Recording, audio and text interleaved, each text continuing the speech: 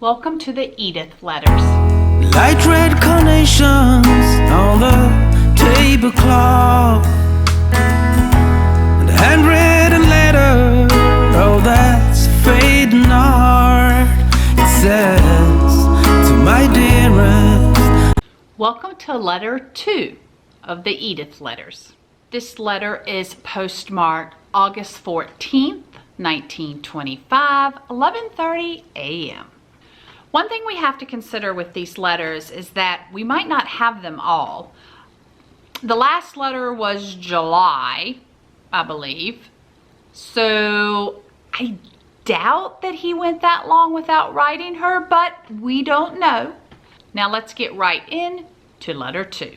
Dearest Edith, this is the day after I told you that I would write to you, but I trust that I have done no harm in being late. Well, what else do you know? How are you? I had an awful headache again last night, so I did not get much sleep, even though I did make a raid on the... Okay, this is where I'm gonna interrupt the letter. Normally I would not, but there is no way I can pronounce this word, especially with my southern accent. So let me just show you.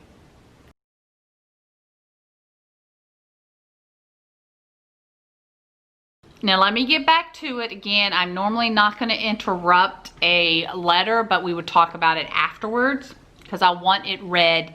I want to read it to you exactly how it's written. So then, okay, so the raid on that acid and H2O, in parentheses, aspirin and water. I did not get rid of it as yet, but hope to before I see or hear from you tonight. I suppose I ought not have asked you if I could, but I could not wait till Sunday. We have been quite busy lately, that is today and yesterday, and I am neither sorry. No wonder I had a headache last night, trying to think of you and at the same time keep my mind on my work. You say you answered my last letter. Well, if you did, I failed to receive it. Unless you mean the one from La Crosse, or I have been asleep entirely. When did you write it if you don't mean that from La Crosse? I can tell because I have a regular file for the letters that I receive from you. I wanted to call you up again this noon, but decided to take the time to write now and then call you up later. Is that all right? We are going to have veal loaf, cold sva, and tapioca pudding, and it is time for James to be back, so I will have to quit. Don't work too hard, as usual, with many X's. Now it's time to discuss the letter. Let's go right to the fact that he wrote H2O. That immediately got me thinking. I'm like, really? They had the periodic table back then? And sure enough, the periodic table came around in 1869. I had no clue. A Russian chemist invented that table. I think it was altered a little around 1871, but I was actually very amazed that the periodic table has been around that long. I will go ahead and state that this letter was actually written on letterhead from where the gentleman works. I'm not going to go into where that is yet because I will reveal quite a lot about who these people are and what they did after all the letters have been read. When he talks about it has been busy here, he's talking about work, and he's actually writing this letter at work. So she is saying that she answered his last letter, and he is saying that he didn't get it. So you always have to wonder, did she actually answer him, or did the letter actually get lost in the mail? The most intriguing thing I find in this letter is that he kept a file of all her letters.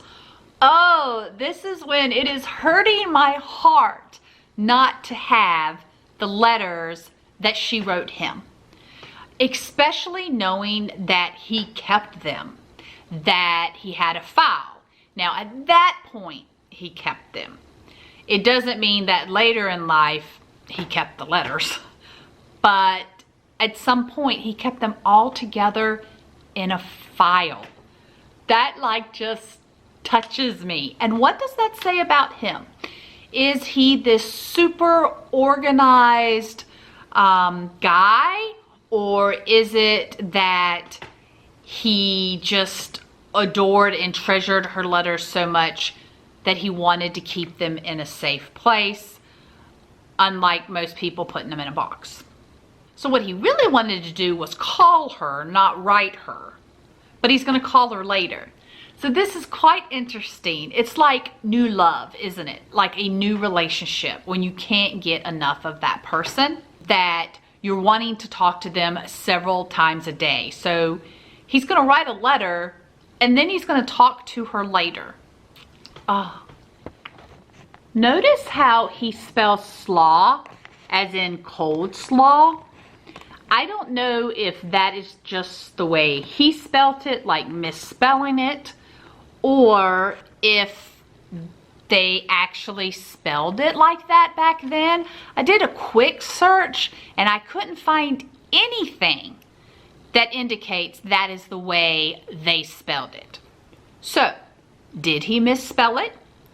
Or do I need to do a little bit more research? If you know, please comment below. And everybody read everybody's comments. Let's talk about these letters because we're all learning things about this time at the same time. Like this era, we're learning about it at the same time. Just me and you guys. Okay, so comment below. I will definitely be reading everybody's comment and engaging in answering. I really enjoy reading your comments, especially on our travel vlogs. Those I always find pretty interesting. So at the end of the letter, he says he has to quit writing now. This is a short letter, obviously, because James is back. So we don't know if James is his boss or if he's just a co-worker and he shouldn't be, you know, writing this letter on company time and doesn't want anybody that he works with to know that he is writing this letter. We can only guess which it is. I am so happy that you were curious enough to return to letter 2. Letter 3 is coming up in exactly 1 week. Make sure that you are subscribed, and until letter 3. If you are seeing this video months or even years after it has went up, then you are one very lucky person because you don't have to wait a whole week to the next video. Just check out the playlist.